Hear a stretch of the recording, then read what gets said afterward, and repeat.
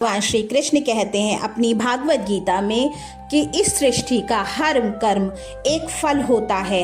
गीता का ज्ञान, गीता सार भी हमें यही बताता है कि कोई भी कर्म बिना फल के नहीं होता। हर कर्म तुरंत फल नहीं देते, पर कुछ कर्म आने वाले जन्मों तक पीछा करते हैं। गरुड़ पुराण ने कहा गया है, मनुष्य जो करता है वही बन जाता है और जैसा बनता है वैसा ही उसका अंत होता है। लेकिन क्या आपने कभी सोचा है कि एक छोटी सी आदत जैसे बिस्तर पर बैठकर भोजन करना किसी की आयु भी कम कर सकती है, किसी को भयंकर रोगों से भर सकती है और किसी के पूरे वंश को शोक में डुबा सकती है।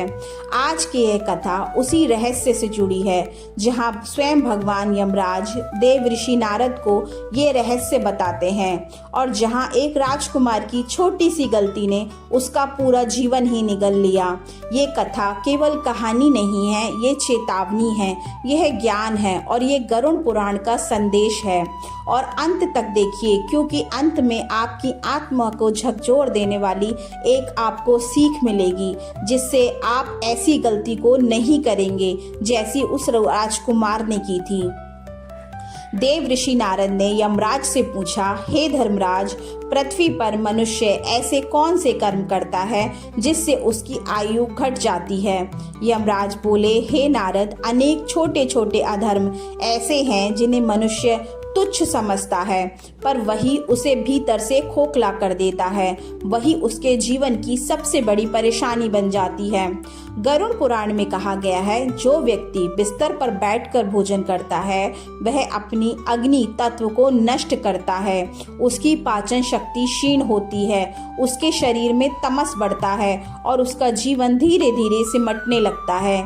ऐसा मनुष्य रोगों को आमंत्रण देता है और मृत्यु स्वयं उसे खोजने लगती है, क्योंकि शयन कक्ष में जो आपका शयन का बेड होता है, क्योंकि शयन कक्ष में जो शयन के लिए स्थान होता है, यदि आप उस पर बैठकर भोजन करेंगे तो आपका जीवन खराब होना तय है। पर कुछ लोग अज्ञानवश ऐसा करते हैं। नारद चिंतित हुए कि क्या इसका कोई उदाहरण है प्रभु? यमराज बोले, हाँ नारद, एक ऐसा राजकुमार जिसकी कथा आज भी तीनों लोकों में गूंजती है। बहुत समय पहले की बात है। आर्यव्रत में एक धर्मात्मा राजा थे, राजा सुदर्शन। उनकी पत्नी थी रानी कमलावती। राजा रानी अत्यंत पुण्यात्मा थे, पर वर्षों तक कोई उन्हें संतान नहीं हुई। उन्होंने यज्ञ किए, दान दिए, ऋषियों की सेवा की और अंततः महर्षि दत्तात्रेय ने उन्हें आशीर्वाद दिया, उन्हें एक तेजस्वी पुत्र होगा, पर उसका पालन धर्म में करना, अन्यथा ये वरदान शाप भी बन सकता है। कुछ समय बाद एक दिव्य पुत्र जन्मा, उसका नाम रखा गया राजकुमार आदित्य केतु। राजा रानी उसे ईश्वर का वरदान मानते थे और अति प्रेम और उसकी हर गलती को अनदेखा करते रहते थे। राजकुमार आदित्य केतु अब धीरे धीरे आलसी, भोगी और प्रमादी बनने लगे। ना वह पूजा करते, ना वह दान देते, ना ही वह वृद्धों का सम्मान करते थे। पूरा दिन शयन, भोजन और भ्रमण में ही बीतता था।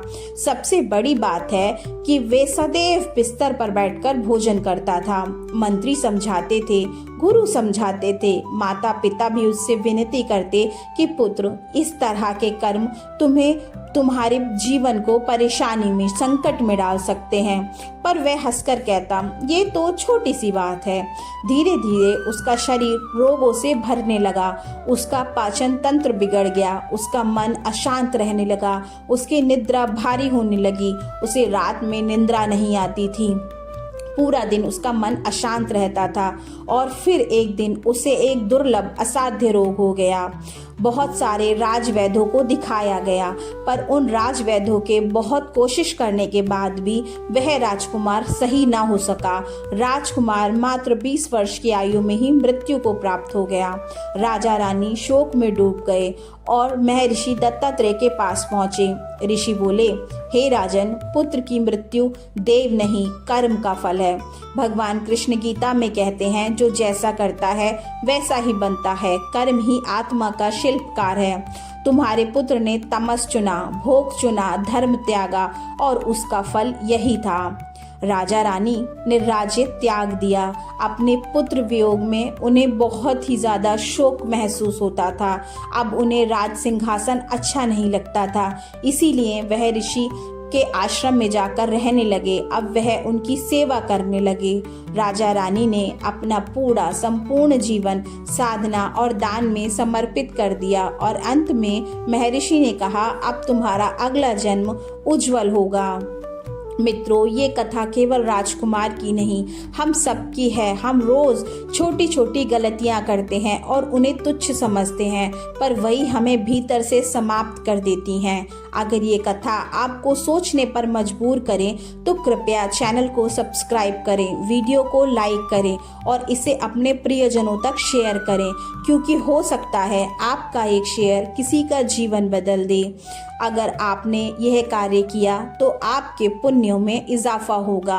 इसी तरह की अगली वीडियोस के साथ हम आपके फिर मिलेंगे। तब तक के लिए जय श्री कृष्णा।